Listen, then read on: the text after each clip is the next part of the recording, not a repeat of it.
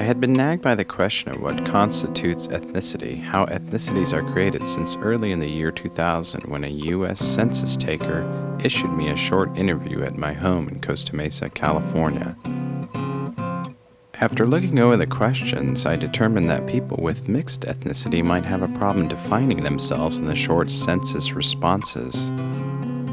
The person being questioned first had to determine if they were Latino or non-Latino.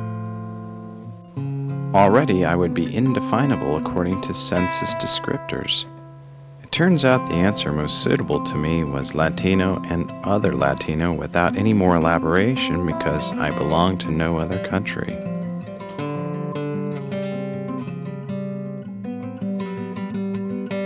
I've answered many private and government essays which inquired into ethnicity. I answered white or Hispanic, whichever category seemed to fit better. It didn't much matter to me what I was regarded as. But for the U.S. Census, I wanted to answer accurately. The census giver told me that federal affirmative action granting and grants for community reinvestment rely on information gathered from the U.S. Census. From a broader perspective, though, does the U.S. Census define how the U.S. government, a government by the people, imagines its own populace? Almost 25% of Latinos in the state also answered other Latino, and like myself, many left the blank space to the right empty in confusion. These Latinos and I, we are the others.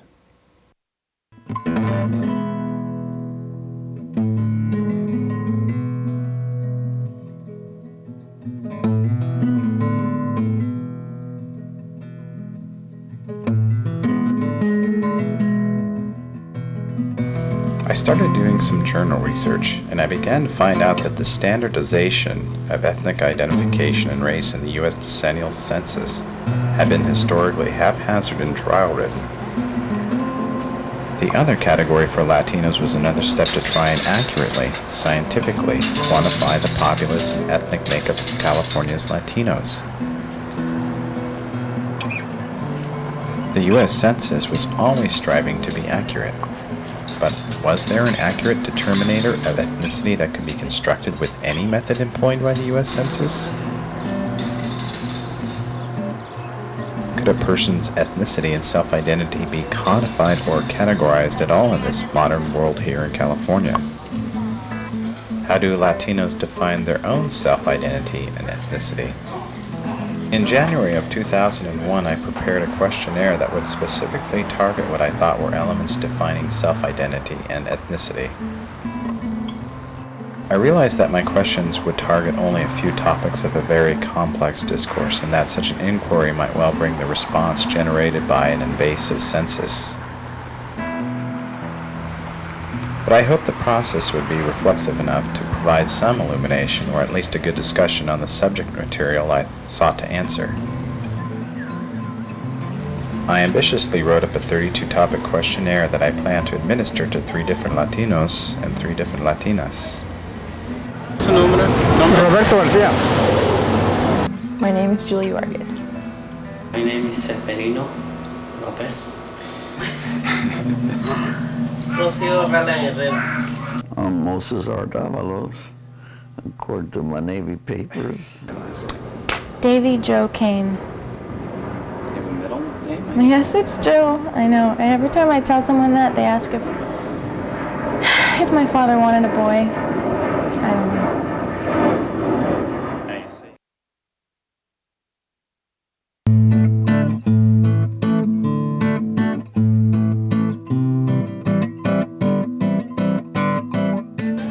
My first interview took me to Tijuana. I wanted to start my interviews with a Latino outside the SA of the U.S. Census who was nevertheless a person from California, Baja California to be more accurate. I brought a friend along for the journey, a photographer, Marvin Malzahn. I thought I could use another pair of eyes. After an hour walking through the downtown streets, we came upon an elderly man with a great amount of zeal for life, Roberto Garcia. He agreed to be interviewed on the street. So, una día típicamente para ustedes. Todos los días son típicos, Sí. todos los días son muy importantes para mí. No sé si es por el momento en que uno está pasando o porque, pues en sí no sé a qué se refiere, a qué quiere llegar con esa pregunta, porque en este momento para mí todos los días son muy importantes, muy necesarios, y cada día que viene, quién sabe si logre llegar al día siguiente, y por eso el día en que estoy es típico, es folclórico, es importante, es histórico, etcétera, etcétera. The first topic I wanted to address was community. Why do we Latinos choose to live where we do?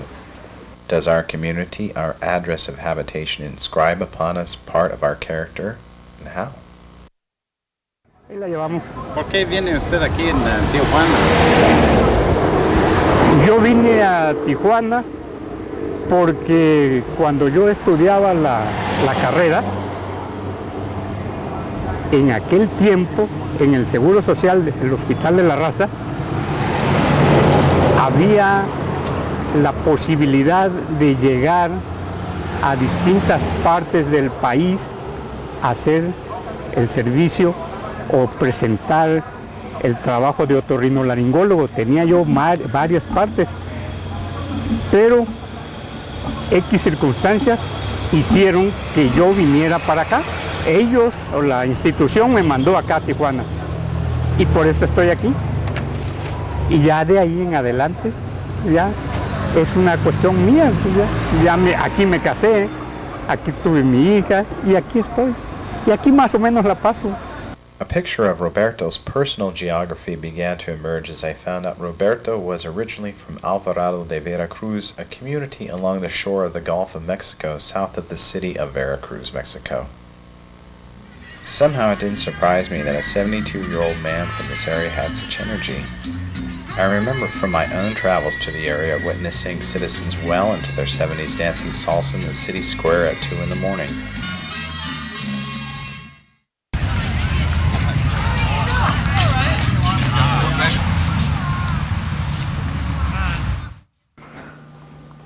I chose to live in Marin County because that's where I came right out of high school to work in the shipyards at the start of World War II. I came to work in the defense plants. I got a deferment. I only kept my deferment for about 6 months. I gave it up, and then I joined the Navy.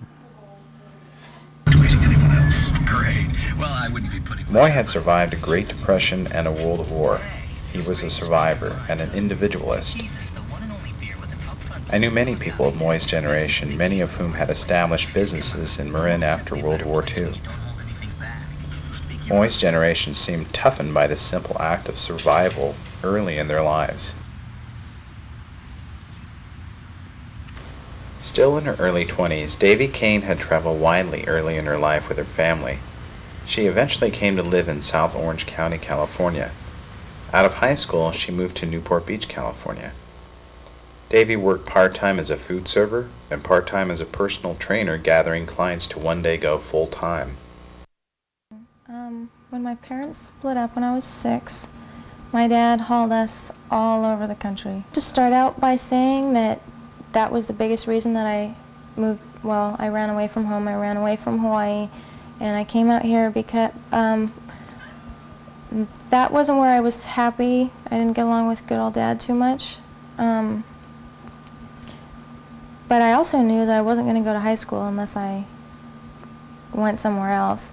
And the high schools, I shouldn't say that. Some of the schools in Hawaii need some work. They have a great university as far as I understand. I don't know, I'm sure some of the private schools are great, but I do know that the public system needs some work, or it did.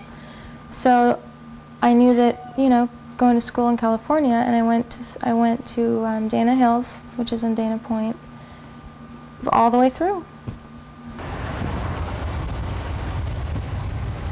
Julie Vargas had just moved to Irvine, California. Irvine was a newly built community in Orange County. She liked Irvine. She had just moved there, saving herself an hour-long commute with job relocation. However, she was quite comfortable living where she was, in Claremont, a college community east of Pasadena. I asked her what it was about Claremont, why she liked or felt comfortable living in that community. I like Claremont because I just like the community. I like it knowing it just feels safe. You feel like, and it's quiet, and you're kind of, you kind of have your own, you know, I don't know, I just like the community. Just like it, it's kind of really, it's a good community, it's clean, and you've got, I have a trail that's just right next to it, so it just seems, and I like maybe because the college atmosphere is just kind of an elite kind of community, and it's, you know, it doesn't have a lot of people coming in. You don't have a lot of shopping centers, and there's like no major attraction. It's just a community just to live in, you know. So, I mean, you got your supermarket and everything like that, but there's not a lot of traffic going in. You could be kind of private, it seems like. So I like that. I could see the same attributes in Irvine, though a newer community. With planned bike trails, large parks, and a university campus at Irvine, it seemed to mirror Claremont in many ways. I met Zeferino Lopez at one of my many part-time jobs while going to school. He had moved originally from Oaxaca, Mexico to Los Angeles seeking opportunities for employment. He found a job in a restaurant and moved with the owner to a new location in Newport Beach, California, where he became a kitchen manager.